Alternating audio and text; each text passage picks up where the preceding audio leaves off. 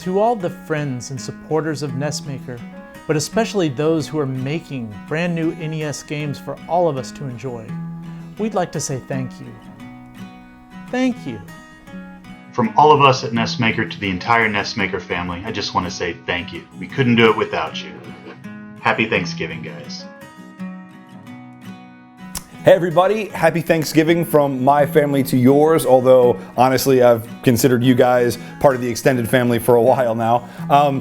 To give thanks to you guys today on Thanksgiving, I wanted to give you a preview of what we have in store for you with NESmaker 4.1.0. So I hope you enjoyed this video. I hope that you're at home having a wonderful holiday with your friends and family, and I hope you're excited as we are for what's next.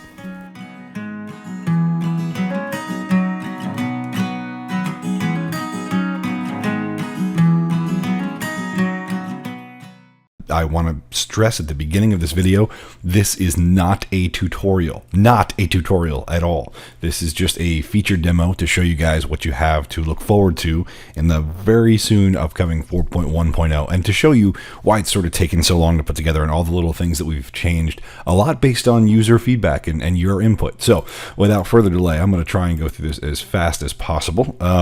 We are going to look at, we're going to make a fun little Thanksgiving game. With some assets that were provided by users Kenneth Morrow and Eric Griffin, and also Austin McKinley, and of course Josh contributed to this as well. So I'm going to open up. You can see where we are. Actually, this should say 4.0.32. That's the version that you probably have is 4.0.11. So this is how much more work we've done between versions. We're going to open it up, and the first thing that you're going to see. Sorry, some of these menus might appear off screen because I'm using my dual monitor setup and I'll have to pull it on. But anyway, first thing you're going to notice is all these lovely new icons, courtesy of Franco. He has been awesome. He's also one of the users who has just taken it upon himself to help us make the tool look even prettier. You're going to see a bunch of icons. These icons here represent the menu options. So everything that you can do in the menus, pretty much, you can do from these icons, which just saves you time from having to go in the menus. All your needful things here are right at the top. So like if you want to export and test, here you go. If you want to import or export a module, here you go. If you want to get into the settings, there you go. So kind of neat. And also in the hierarchy, you're going to see that a few of your there's actually a few new items like defined scripts, and also some of the things are rearranged a little bit and organized a little bit more logically. For instance, the game objects and the monster graphics banks, like the things where you're building objects for your game, are now sitting together, and that just makes more sense. You'll also notice one called plugins, and we're not going to go deep into plugins today. I'm just going to mention it in passing. But what's cool is users have already started to use this to create plugins. If you check out the Scheme Machines Icarus HUD, for instance, on the forums, really cool HUD that he built that you can sort of manipulate without having to get into code that uses sprites rather than background tiles. He made a plugin. It was kind of a test case, and he said it was, once he got used to it, it was really easy to do. So that's going to totally revolutionize the way that this tool works and make it more customizable for you. But without further ado, I want to start cranking on making some assets here. So I want to show you guys all the changes to the tool, as many of them as I can in a short video here. And short, I know, is a relative term. The first thing we'll look at is we want to start making, you know what? We need to make a new file, obviously. So I'm going to go to File, New. And I think your version has this, where we create blank tile sets. I'm going to call it Thanks 18, and the starting module I can select. Now I have a brand new base module. It's dramatically different from the older base module, so running your current game, your 4.11 game, through these is gonna give you all sorts of trouble because the code base is dramatically different. But this is a super versatile module, and I'm going to show you why from here forward it's not going to be an issue when we make changes to the module. Your previous versions, unfortunately, are probably going to have trouble, but no more. From here forward, that's one of the major things that we set out to fix. So I'm going to load up this base module. All right, so now I've got this base module, but I don't want to use this base module. In fact, I want to make a copy, an iteration of this base module, because I might want to get into the code and start manipulating things, or I might want to get into the scripts and start changing things, and I don't want to mess up the module when I do it. So what I'm going to do is I'm going to go to File, Backup, Script folder. And what this is going to do is it's going to take the entire folder of scripts that this game uses, and it's going to back up and make a copy of these things. The first thing is I'm going to zip them all up. So the folder that I want to back up is my basic module. And I don't have to click on any file. Once I'm in that, you'll see it turns to save. And then where do I want to save the zip file? I have a project zips. I have a nice folder right here, and I'm going to call this basic thanks 18. I'm going to hit save, and then restore root location. I will call it basic thanks 18 and include the root define and hit OK. And it'll give me a little message here that'll say zip created successfully. Awesome. Now I'll go to run project module, and I'll find my zip file here, basic thanks 18, open it, and it'll tell me that it executed successfully. And lastly, I'm just going to go to my project settings, script settings, and what I need to do is right now all these are still pointing. If you look, routines basic module, I want to update my root folder so that this changes to basic_Thanksgiving. Super easy to do because my root is defined. So I'm going to click on the root, the new one. You can see instead of being basic, it's basic thanks 18. I'm going to click on that and hit update the root. Bam. Now all of my scripts are pointing to that new folder, that new module. That it's that easy. It's just a couple of steps to sort of get used to. And now I have an iteration of this module. I can mess with this module all that I want. And if I had made a game with the basic module, no matter what changes I made here, when I open up that game and it's pointing to the basic module, it's still going to work. So if we, over the next 10 years, if we dramatically change modules and code scripts and whatever, your scripts are being stored in that zip file and in the module, and you can actually reassign the roots so that your project sees that folder. So super cool. That was one of the biggest things that we wanted to make sure to accomplish, was a way to iterate and maintain your current code base as we move forward and make better and better code bases. All right, so let's go through and do, we're going to look at that a lot more in a second, but let's go through and do some of the basic things that we have to do, like setting up the emulator. So project, settings, emulator, this hasn't changed at all. So I'm going to go to desktop, mine is in Nest stuff. I'm going to use Messin, and working folder, I'm going to find my file, which is in that new Thanksgiving game engine data game. There we go, game.nest. Cool. So that's set up. And other things, I'm going to go to info. I'm going to click skip start screen. I think in version 4.1, this is going to be ticked automatically. So you're going to launch right into your game automatically in the new version. You won't have to tick that, and you'll untick it to use start screen. And then the next thing I'm going to do is set up the HUDs and boxes. I'm going to make a sort of a scrolling platformer. So I'm going to use the whole screen, but I still do have to set up a HUD. Once again, because you have to do this, we're going to make this so in 4.1.0, this automatically is the default setup for the HUD, and then you can always change it. But I'm going to make my play area, I'm going to keep it the full screen, so I can, just in case, I can do this and set my playable area at the full screen. And I'm just going to make sure my player can't escape the top in this engine, and that's fine. So now I've got the basics set up. The other thing I need to do for this module is I need to set some constants. So let's take a look at the project settings here, and you're going to see I've got a bunch of new tabs. This is the same, tile sets is the same, emulator is the same, script settings is the same, but I do have these variable tabs that are new. And what's great about these variable tabs is I can look at the variables. Now, some of you guys experienced a lot of issues with the sound engine, and what we noticed was the problem with the sound engine is there was a miscalculation in how many bytes were in, I can't remember if it was Zero Page or the Overflow RAM page, and there was a lot. There was too many by far. You could only have in these areas 255 values, 256 values, 0 to 255. And when you had more than that, it started to flow into the next page of data. And so there were already things that were supposed to be at those addresses. And when you wrote to say we wrote a variable to position 272, well, it was writing to over whatever was supposed to be in that address. That it basically started over again. So that was position 7 on the next page, and whatever was supposed to be there, which happened to be an area that the music engine used. That's when things started to break with the music engine. And honestly, there was a lot of variables that we could have just removed, but you'd have to go through and you have to count them in code.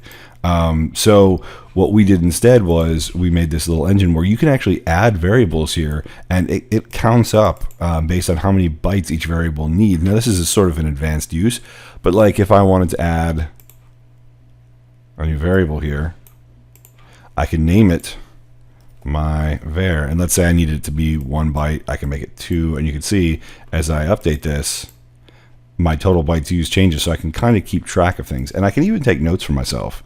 This variable is used for whatever, bit 7 determines whatever if it is 1. So I can keep a note to myself, and I can keep track, and I don't have to go into the code to see this kind of data. And this is super helpful for those of you guys who are going to start to get into more advanced uses and want to do some code, but are still a little skittish about getting into the code. It's just a great way to organize this stuff. I'm going to remove that because I don't need it. Now, the difference here with constants, a constant is a value that is just a replaced value. So a variable can change. It can vary over the course of a game. So like your position is a variable. Your X is going to be different every frame of the game.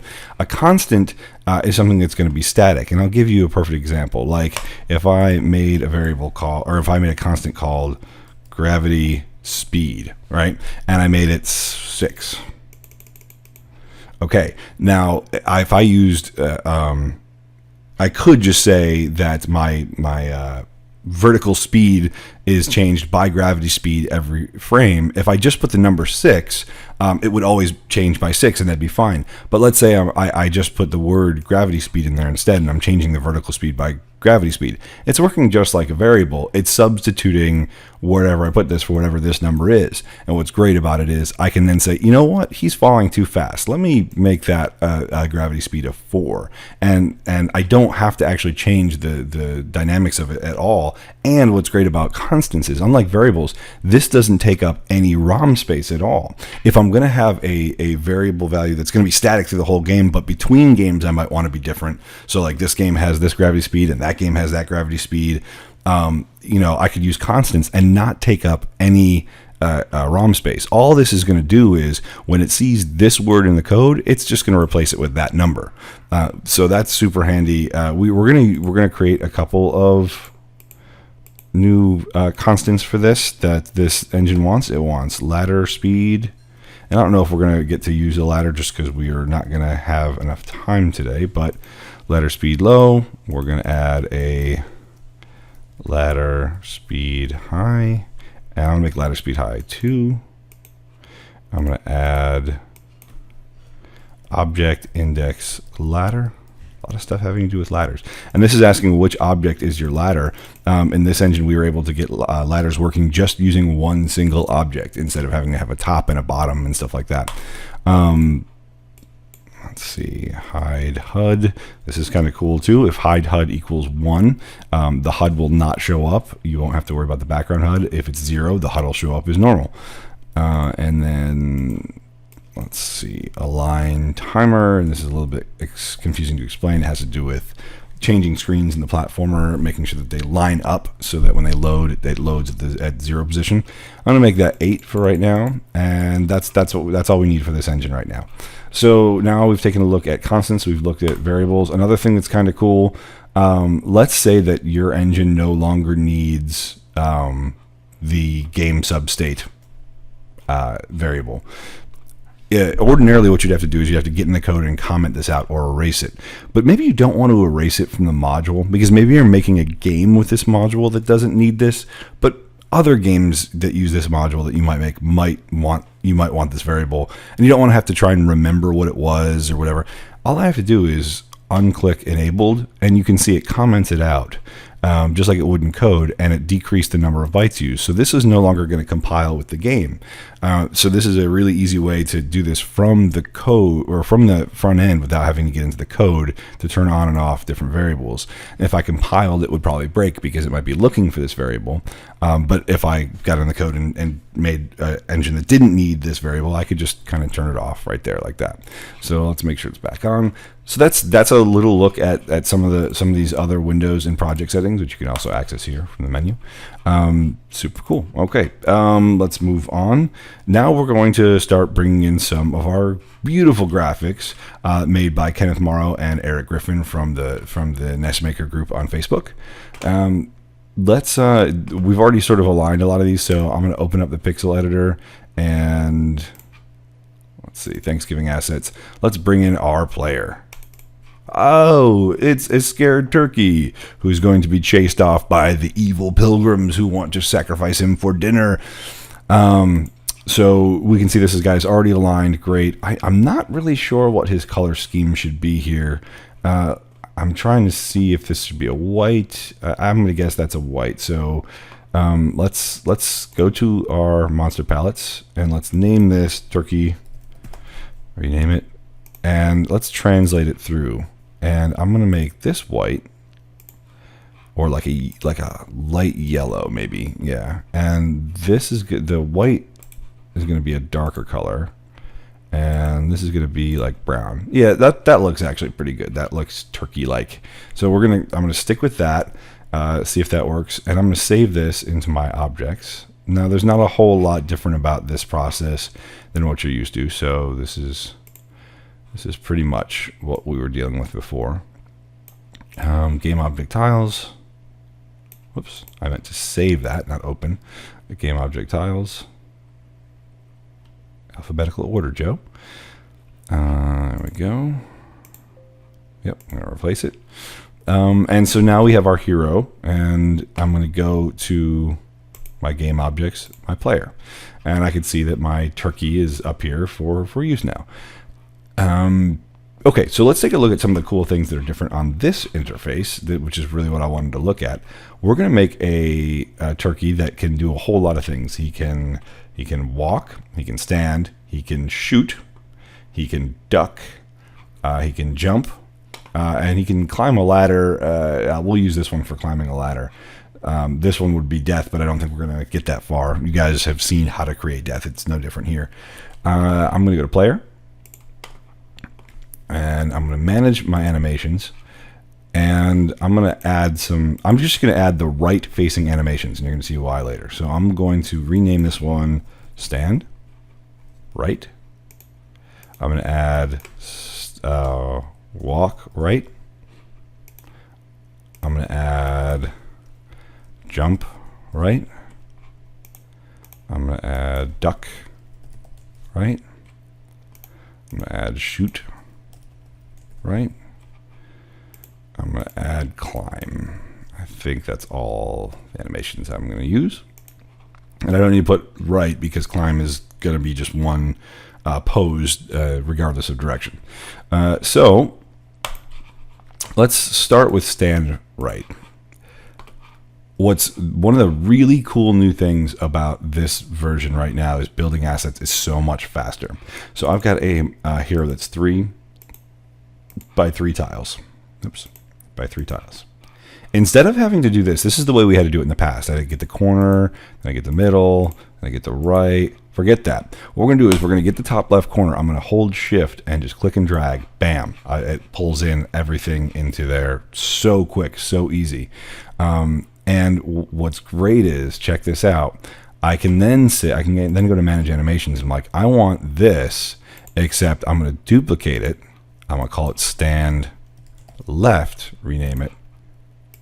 And I'm going to go to stand left, and I'm going to flip the whole animation. And now stand left, it flips every frame of animation in there. So that's a super, that saves so much time on building these graphics. I'll show you with walking now. I'll build walk right, which is, I think it's 3 frames. I think it's 1, 2, 3. I think it's just a 3-frame animation. I'm going to make it 3 frames. And frame 1 is going to be taking the first step, frame 2, is going to be that. Frame 3 is going to be that. And I want to see what that looks like. I'm not sure if I got that completely right or not. So now I can hit this play button, and I could use different speeds here, which should correlate pretty much to the speed of the that the game's actually going to use. And I can actually visualize the animation at the correct pixel resolution to see what that animation is going to look like. And that's just freaking adorable. That turkey is hilarious. I love the worried expression on his face that's expressed with just a couple of pixels. I love it. So anyway, now that I've got an animation, I can go to Manage Animations. I can go to Walk Right. I can duplicate it, and I can make this walk left. And I can go to Walk Left and flip the animation. And you can see the entire animation has flipped for Walk Left. How handy is that? So we've made making sprites way faster, way easier. Let's finish this out. I'm going to go to Jump Right, which is just a 1-frame jump. And then I'm going to, let's just go to all the right ones. Duck Right, which I have to start here, because you'll see it's missing. And we're going to talk about how to achieve a ducking effect in this module. A lot of you guys are going to find that helpful, especially those of you who are making platformers. Shooting, I guess this is shooting. I love it. Oops, sorry. Shooting, awesome. And climbing, we'll use this. And you know what, we'll do a 2-frame. And the second frame will be, copy the frame. And we'll paste frame and flip frame. So it kind of has that back and forth kind of look like that. All right, so that's cool. I'm going to go into Manage Animations. I'm going to, let's see. So we've got Stand and Walk Left. Let's make Jump Left. Let's make Duck Left. And Shoot Left. Okay. And then we'll come over here and we'll go to Jump Left and we'll flip the animation. We'll go to Duck Left and we'll flip the animation, and we'll go to Shoot Left and we will flip the animation. Awesome. So now we've got all our animations, and you saw how much quicker that was. Super cool. I'm going to go into object details, and I need to make a state for all these too. So I'm going to rename this one Standing. And for standing, he's going to either be standing to the right or standing to the left. I'm going to make walking. And for walking, he's either going to be walking to the right or walking to the left. I'm going to make, what were the other ones? Ducking. And with ducking, he's going to be either ducking to the right or ducking to the left. I'm going to make shooting. And with shooting, he's either shooting to the right or shooting to the left. And I'm going to make climbing. And that, no matter what, whether he's up, he's going to be just using climb. Whether he's left, he's going to be using climb. I think that's all of them, right? That was all the animations. Stand, walk, jump, duck, shoot, climb. Stand, walk, duck, shoot. Oh, jumping. Sorry. Adding jumping. Jumping. Oops. Sorry. Adding jumping and jumping to the right or jumping to the left. I'm going to give him some details. I'm going to give him a max speed of, say, I don't know, 72. Give him a slow acceleration speed to kind of give him some inertia that he's got to build up. He's a persistent player. I'm going to give him 1 health so that if he hits something, he dies. His actions. Now for this, I just have to sort of remember, we're going to build in a label system so that you can label these if you want to. And I know just off the top of my head that step 0 is standing, step 1 is walking, step 2 is jumping. And I'm sorry for this, I'm going to need to set a speed too. Step 3 would be shooting. Step 4 is climbing, and that's got a speed as well. And 5 is ducking. So I just know that, and that's sort of my default on how I set up a platform game. So you wouldn't know that. I understand. I also want to make sure that climbing, I believe, has to ignore gravity. And ducking, needs to skip top horizontal points. And what's cool about this is that basically when this tile set sees, or in this module, when this sprite is checks for collisions, it generally goes 0.1, 0.2, 0.3, 0.4, and then 0.5 and 6 are in the middle. So it would be about right here, and this is a 24 pixel high, so 12 pixel high would be the middle. This module has been coded so that if you put skip top collision parts, it won't read 1 or 2. So its collision box is now starting down the halfway point. So that's why we built this ducking one it's underneath that halfway point. And if something flies across, it won't actually hit it. And this is going to be super great for some of you guys who have been trying to figure out a simple way to do ducking. There you go. It's done.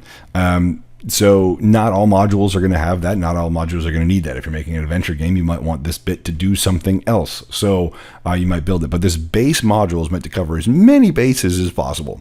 So we wanted to include things like that. Bounding box, I generally like to keep it sort of like that.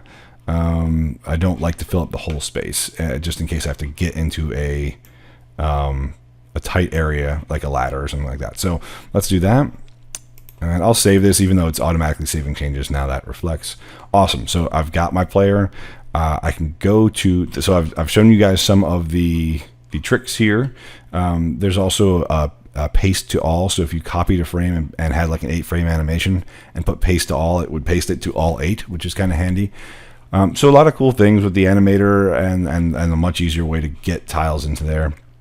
Let's take a look at a screen. Let's look at putting this into a game.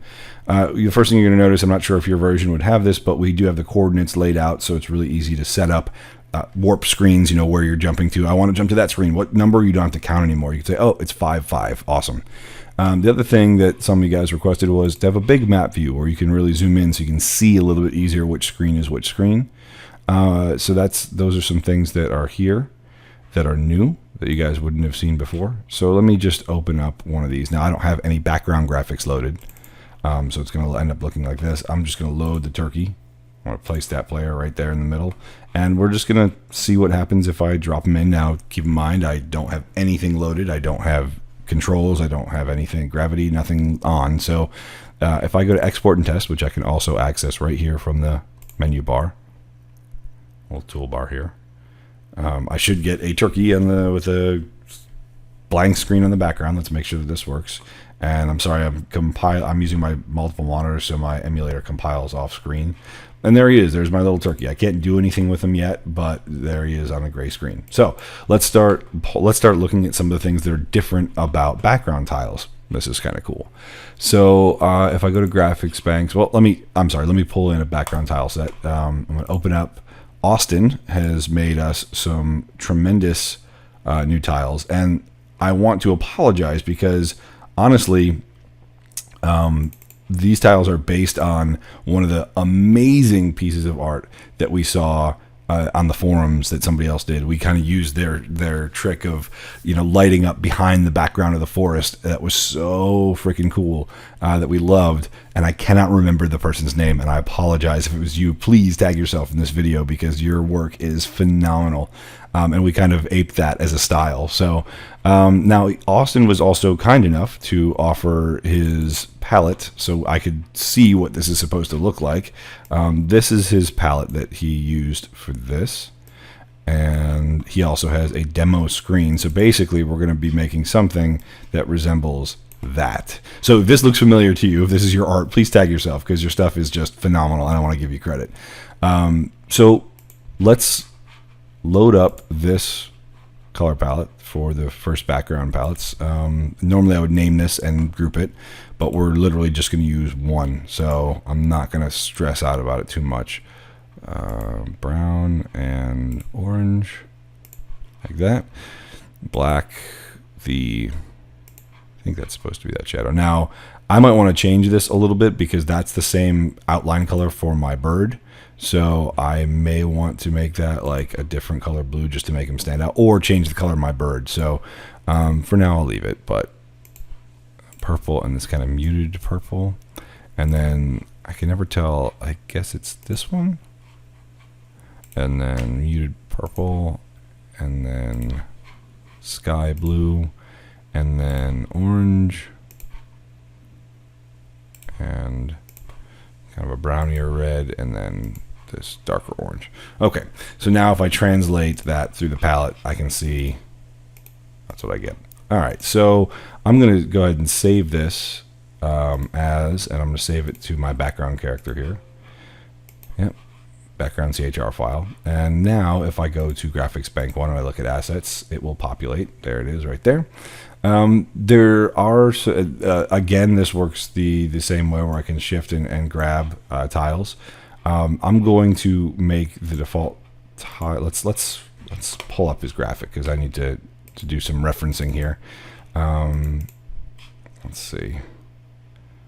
So it's so cool, but it's so sort of, you know, like I wouldn't think make the trees purple, you know. So let's do some of these things that we want to do here. Let's make the logs for the log cabin here, right there, and we're gonna make these.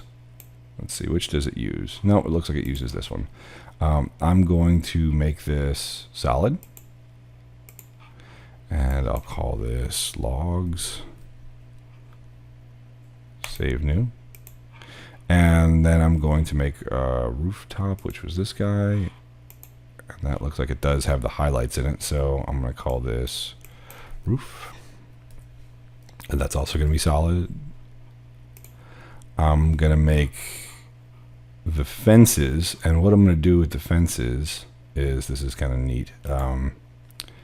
Make it too high. I'm going to make it so that you can actually jump and perch yourself on the fence here. Which means this one is going to be a one-way platform, and this one's just going to be walkable. And I'll call this fence. Save that. Let's make these trees, which I think are 3 high. And they use this, and they're this, and this, and this. And we'll save that. All those are walkable, because that's a background graphic. I can't remember, did I make the logs solid again? Did I do that? Because the logs aren't supposed to be solid. You're supposed to walk through them. So let me go back and make sure I did. Okay, now you're supposed to be able to walk through. This is background tile, so I'm going to update that. Roof is solid. Okay, sorry. And then I'm going to grab the front of this cut log here. So I don't know what we can call that. Again, that's null walkable. That's log front, I guess you can call it. Save that. These things here, we'll make them solid. Looks like stacked logs or something like that. Stacked logs. I got all that stuff. We've got this like perch in the sky here, which is, we'll just make it always too wide here, this thing right here. And this is supposed to definitely be a one-way platform. We can even call that one-way perch or something. And then we've got like the background trees, which are really sort of hard to see how they should be designed color-wise. Almost hard to even find in this. It's such a cool design. Let's do this. Let's just, it's this one, and this is just background, so we'll call this BCK tree 1. Save it. We'll call this 2. Whoops, treer. Fine. CK 3 and 4. And this will just help me give some texture to the background. Now, this is a cool new thing that you guys haven't seen before. I've got these assets. What I can do is I can make an asset group. And let's just say I want to call one of these, this asset group, background trees or something. BCK trees. I can then like take these and pull them into background trees. So if I had a huge list of assets, which some of you guys are noticing is a problem, I can now just look at the ones that I need quick access to. And when I'm building a screen, you'll see that this asset group will be available to me as a choice, and I could just hide all the rest and just deal with these. I also forgot to get these two, which are the background. See, what do I want to call this? Branch left. Whoops. No, sorry. New asset. Branch left. Using this guy. That's a background tile. And branch right. There we go. Okay, so now I think I have everything I need to start building a screen that looks somewhat like this. I'm going to go to my overworld, and I'm going to go back to that screen that I had. And okay, so this is kind of a pain. I'm gonna use my 6 key to just black everything out real quick, and I can even shift and copy an area, Control C, and just paste. So I start with sort of a blank slate here. The other there's one more asset that I want to grab here, and that's just the black asset here, which is a background asset. So black, and I'll save that. Okay. Now let's start building something that kind of approximates this. I'll grab, let's start with the ground here. Did I grab ground? No, I guess I didn't. Man, there's a lot to this tile set here that's hard to sort of see. Width 2, and it looks like it uses this, and this should be solid, and this should be solid. I'll call this ground and save it. Okay, now I'm going to start with placing my ground.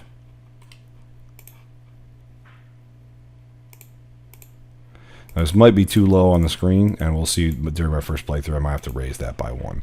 But this is what I was talking about. If I look at my background trees group, it only shows those, so it's really easy to sort of keep organized and managed, especially if you have just that giant listing of how many tile sets times how many assets can you make per tile set. It gets pretty thick. So okay, let's add this little stacked logs here. 1, 2, 3, 1, 2. That's a nice little stair step to get up. I'll even add, I'm gonna put a fence in mine too right here, like that. And then what I'll do is I will start making a log cabin like this, and then the roof. And I'm going to definitely move my turkey out of the way here. Now here's the other really great thing that some of you guys definitely asked for, is that instead of clicking like you just heard me doing, I can click and drag with assets, and it'll draw the assets. And I know a lot of you guys have been really patiently sort of waiting for that sort of functionality. It is now here. It exists. That's one of the things that we spent some time creating. So I can just take a single asset like the log, wherever. Oh, you know what I did? I accidentally overwrote that. I don't want that. Okay, update. So let's see. So I get the logs, and I can just click and drag. Only one click. Just click, drag, and I can place these logs without having to do the click, click, click, click. That gets so obnoxious. I know mine doesn't quite match his, but you get the idea. I'll put a window in that one. So now let's the fence, and let's do these trees. And I'm going to go all the way to the top. And then I'm going to use, let's see, so I'm going to leave a space for the blue, a space for the where they meet here, and I think the next one would go here. So, and I may not design this might not be the best design for this, but it'll give you the idea of what we're going for. We're really just trying to show off all the new features. So let's put some things I can jump to here. I also want to make sure that the top is completely solid. I don't want to be able to jump higher. Right now in this module it would give me some issues. Let's build some branches in. And we'll just build some like this.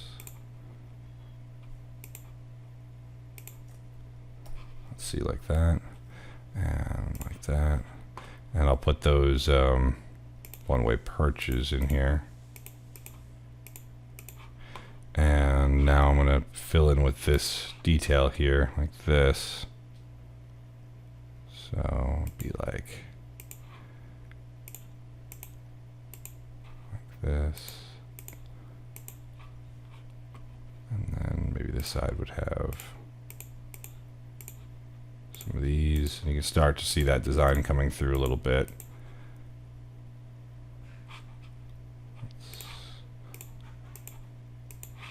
And some of the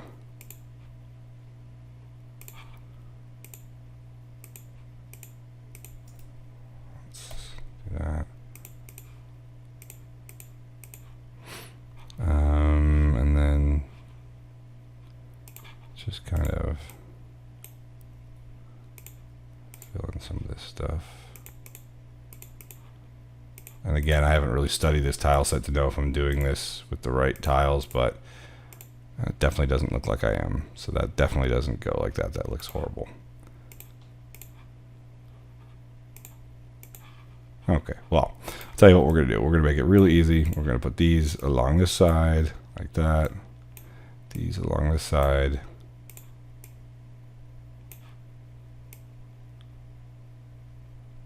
Like that. I love how this tile set suggests the depth by using the black in the background like that. I think it's really, really a cool thing. And I feel like fall. Don't you feel like fall? Doesn't this feel like a fall Thanksgiving-y tree? Fantastic work. And I wish I could remember who it was that did this, like I said, but if it's you, please speak up. So now I have this sort of depth, and mine doesn't look as good as his, but you get the idea. Okay, so now I've got this, and one of the cool things about this is I can't remember, did I make all these jump through ones correct and all the solid ones correct? I now have I could show the grid so I can see where all my tiles are located, but I also have a collision button. I can literally see the collisions. I can see what is what collision. So these are all jump through, these are all solid. These are all, so this is solid right here, and that should be, yep. And these, and I could even change these on the fly. So if like I was like, oops, I wanted this to be solid, I could right click, modify the attribute to solid. But I don't want to. I want to modify the I want to keep that a one-way platform. So that's really cool. I can see the collisions and change them on the fly like that. Hide the grid. Okay, so now I got my turkey going to appear here. I've got this, but I don't have anything happening. Let me just make sure that that looks okay. Export and test.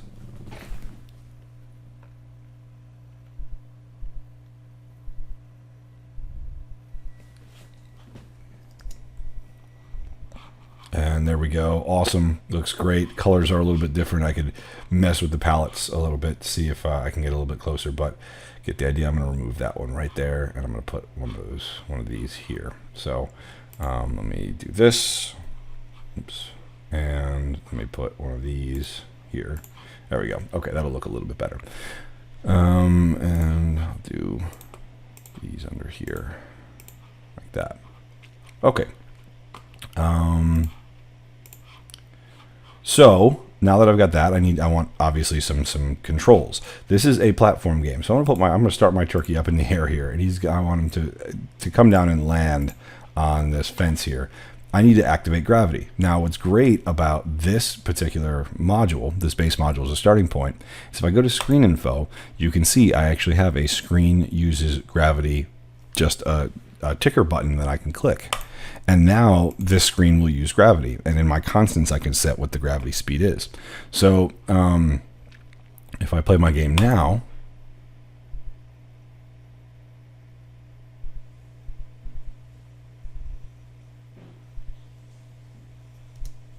he'll actually fall and land on the one-way platform. Now I don't have him moving yet, so we're going to quickly run through and get him moving. Let's I'm going to hide this now.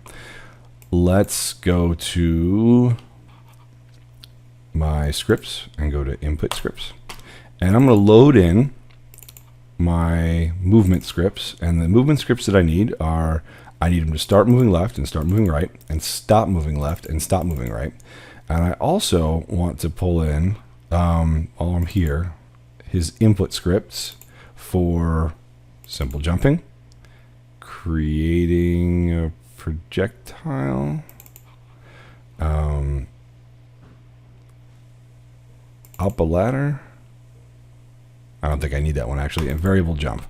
I think the code is going to handle the ladder without even doing that. But let's worry about one thing at a time here. Let's go to main game, and let's say if the right key is held, I'm going to run the start moving player right. And if the left key is held, I'm going to move the start moving player left. And if it's released, if right is released, I'm going to stop moving player right. And if left is released, I'm going to stop moving player left. And also, if I press the A button, I'm going to make him jump for right now. That's all I'm going to do.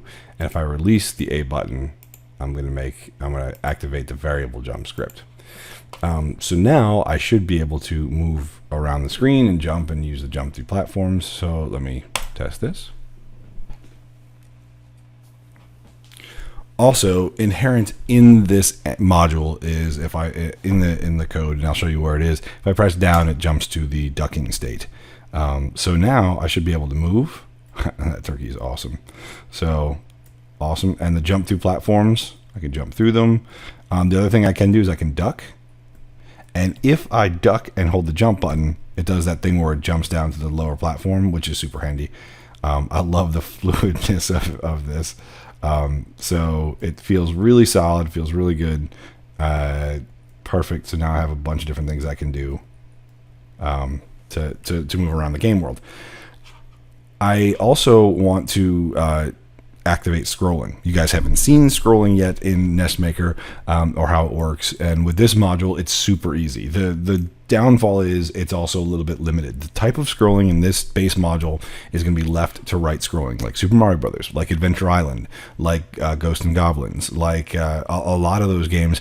And those are platformers like this one, but also like all the beat 'em ups that you play, like Teenage Mutant Ninja Turtles the arcade game or Double Dragon only go from one side to the other. And honestly, even games like Ninja Gaiden and Mega Man, even though you can sort of backtrack, it's really all about forward progression. So for most cases it works. And as far as loading new monsters and things like that, the two-way scrolling is completely horrible to try and use in a module like this that does so much. It led to some glitches, and so we're just going to stick to the moving left to right for this module, and it's really easy to set up. So check this out. I'm going to make a new screen next to this one. And I can't really see what's going on there, so I'm going to zoom out, and I'll black out. I'll use 6 to black this out real quick. And I will just copy. I'll copy this. Control C, Control V, Control V, Control V, Control V, Control V, Control V, Control V. Okay. And so the first thing I'll do is I'll just add some ground down here. And I'm just clicking and dragging. And I don't even want to put that much stuff in up here. Let's put the fence. Clicking and dragging, and then I'm going to put like the other side of this tree. Oops. Other side of this tree, and then the right side of the right side of a tree like this. Oops, and 6. All right, so now I've got this background tree, and let's make this foreground tree. 6. Awesome. And then I'm just going to copy that and paste it across. Just so we're basically walking into the woods. Like that. There we go. And I could make this more complicated, but we just want to test. We just want to test this for the scrolling, and that's it. And you know what? I'm going to do this as well. Like that. There we go, like that. Okay, so I just want to test this in concept. What I'm going to do is I'm going to go to this first screen, and to set up scrolling with this module, it's super easy. All I have to do is go to screen info and screen scrolls right. I'm going to hit OK. And this will now scroll to the right. Since this one is not set up to scroll to the right, it is going to use gravity, but it's not going to scroll to the right. That means that when I load this screen fully, it's going to stop here. It's not going to let me go any further to the right. It's going to stop, which is great for like building the end of a level or building a boss room or whatever. And what's even cooler is with this module, if I go to screen info and I go to monsters unlock scroll, if it is a boss, right, or if it is a beat 'em up with a bunch of monsters on the screen, when you defeat all the monsters, that's when it opens up the scroll again. It flips this bit and allows you to start scrolling if this is flicked. So you have some different ways that you can use just by clicking a couple of radio buttons, get a lot of functionality out of this. But let's test this, because now we should be able to scroll this way. We should be able to scroll from this screen to that screen. So I'm going to test this. Export and test.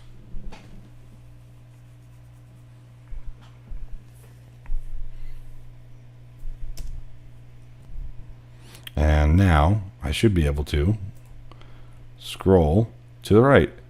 Does it do scrolling? Yes, it does do scrolling. NESmaker is now scrolling. Isn't that fun? All right, so, and I could just continue to make levels just to demonstrate the point. I can now copy this by hitting Control-C on the map, Control-V over here. Oops, Control-C here, Control-V there. And let's just get rid of that fence right there. There we go. And now if I made this a scrolling screen, scroll to the right, and I wanted to put something here just to really define that this is definitely the other screen. Let's just make this middle tree like this, just so I can see that I've definitely scrolled to that screen. I'm going to export and let me make sure too. I need to make sure that this has gravity. It does, because I copied and pasted it. Now I'll be able to scroll through that second screen onto the third screen, and the third screen is what's going to stop me. So let's take a look at that. So I'm on the first screen, I scroll to the second screen, and I scroll to the third screen, and that's where I stop. So you can see just how quick and easy you could start snapping together a basic scrolling game. There are some caveats, and we're going to talk a little bit about them. But let's take a look at making a monster real quick, and I'm just going to make a monster that stands there for a second. So I'm going to go to Monster Graphics Bank, Graphics Bank 0, Monsters. I need to make a monster here.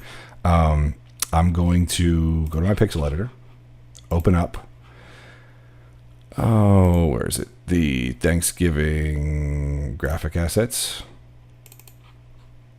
Awesome asset, nice little pilgrim made by Eric Griffin. Funny guy. Now this one I'm gonna have to fix a little bit. I like that he's got his elephant gun. I don't think we're gonna have time to do it right now, but let's take a look. Now this guy's off grid. You can see he's a little bit off grid. That's okay. What I'm gonna do is I'm going to select him, copy him. You can notice he's also not into 3 colors. So I'm going to open up, now that I've got him copied, I'm going to load my monster 00, and I'm going to paste him. I'm going to hit Control-Shift-V, paste him in the top corner. And I'm going to make sure that I can align him to the different colors. So I need to get him, nothing changes because he's he's not in the black RGB mode that we need him to be in. So monster palette, I'm going to change him to Pilgrim Pal. Oops, sorry, Pilgrim Pal. Rename it. And what I want to do is, it looks like he's a whole bunch of different colors in here. Like I need him down to 3. So I'm going to use this sort of dark blue as his black, and it's okay, I'm not worried about the rest of this right now. And then I'm going to use brown. I want to make sure that it's the right shade of brown, and then all of my browns are going to have to be sort of that brown if I want to keep this to 3 colors here. And then I want this to be a very light skin tone so it shows up against my forest. So those are the 3 colors I'm going to need, and I can see there's a couple that are stray. And I gotta use black for the background here. And I can see there's a couple of that were not quite full colors, so I have to make some decisions. White should definitely change to black, and then these I'm gonna change them all to brown. And now he's in black, red, green, blue. If I translate him, this is what he actually looks like. This is when he gets translated through this particular palette. Now I've got a pilgrim. I'm happy. Save. Awesome. Easy. Let's make a monster real quick. I'm going to go to monsters, and I'm going to load up pilgrim palette. I'm going to make this guy 3x3 or 2x4, I think he is. Yeah. Select them all, and I'm going to flip him. So there we go. So now I got this neat pilgrim bad guy. I need to edit him. Now this is another cool thing with the tiles, the objects. If I go to edit, it used to bring up that tile editor. Oops, there we go. Used to bring up that little tiny tile editor. Now it brings up this cool tile editor that has all of the things that the major tile editor does, like the line tool. So I can replace this line right here. Oops. Control Z. I also have. Oops. I must have changed out that, so we're going to fix that in a second. Let me get this line tool. I want to change this. I want to change that. I'm going to save it. I think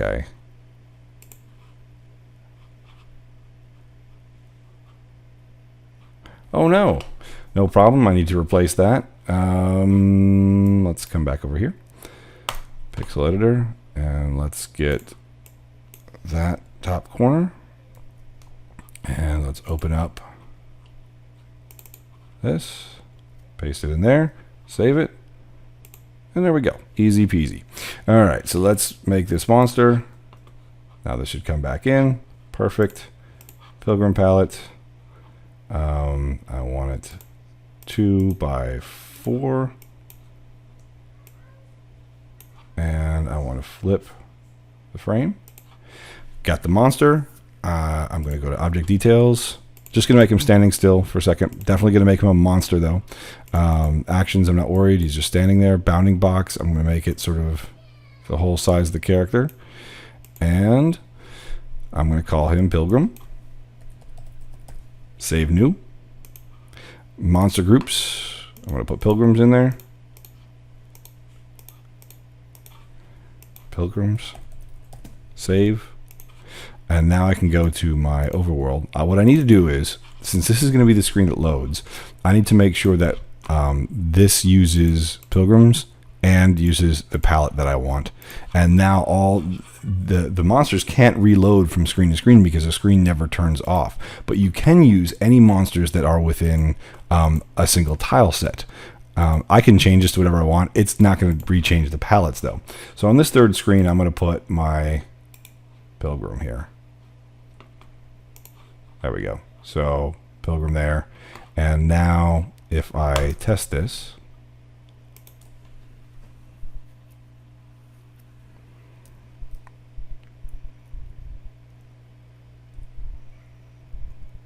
I could go over and I've got my pilgrim and I die. And right now death is just set to a simple reset. So already I've got the start of a fun little platformer. Very cool. It feels very intuitive. Notice I have not even said the word code. I have not looked at a piece of code yet, one bit. We have been able to do this much functionality without using a code. For those of you guys who are familiar with how the AI works, you know that we don't have to do a whole lot of AI to that either if we want to use some default AI that exists. So we were able to do a ton of stuff and not have to even look at code. We're going to start to take a look at code right now just to show you the new things that we made this module be capable of, and that's where we're going to end this video. So let's say I wanted to look at my compiled scripts. So these are the scripts. I'm going to use the menu bar here. These are the scripts that are currently set up for this module right here. So like the physics engine uses this script, and I could change that by finding a new physics script. I could also edit it by going to edit, and that would open it in Notepad++. And I could do that with all these scripts. I could change what the AI does by going to AI00 and change it. Most of you guys who are already using the tool know all about this stuff. But check this out. This is even cooler. If I go to scripts, I can go to defined scripts. This brings up a brand new window that shows all of those defined scripts in our code editor. So you can actually use our code editor to edit those scripts. So this is that physics script. Now, for a lot of things, this isn't necessarily that beneficial. Like, this doesn't do a whole lot for you than just using Notepad++, except for this part over here.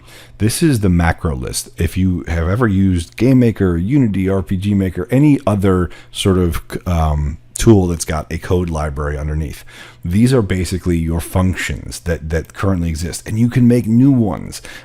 So if I click on one of these, like for instance, if I click on draw sprite, in order to draw a sprite, I need to know where to draw it, what tile to draw, etc. If I move this up at the bottom, it tells me exactly what I need as far as arguments. It needs to know what X value, what Y value, what character table value, what attribute data, what color, and what starting RAM position. It tells you exactly what it needs in order to draw a sprite. And so that's super handy. I don't have to guess anymore. And what's better is I could literally click in the code somewhere, double click on the macro, and it shows up. And then it tells me what it needs. All I got to do is pull this up and say, oh, right, I need to know the X value.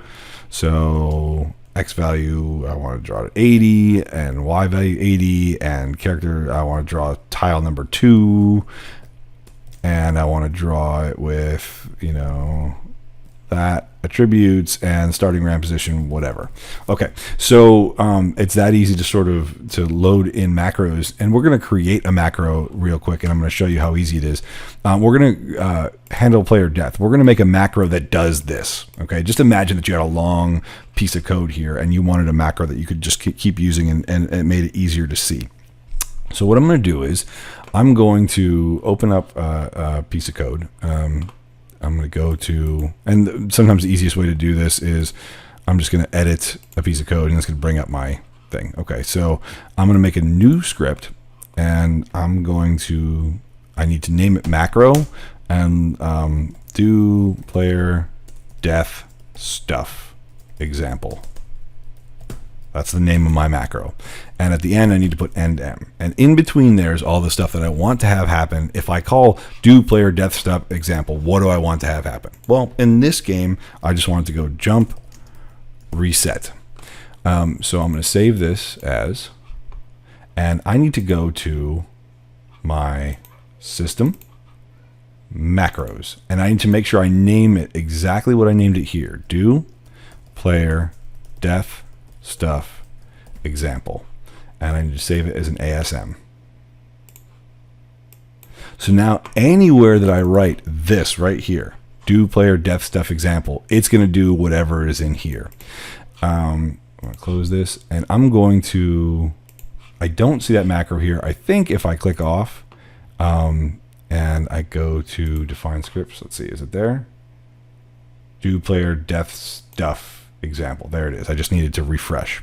So what I'm going to do is in my player death, handle player death, instead of saying jump reset, I'm going to double click on do player death stuff example. Bam. And now if I look down here, I would write all the things that this is what's happening. And if I had arguments, I could write in my macro exactly what those arguments did so I could remember and all that stuff. I'm going to hit save.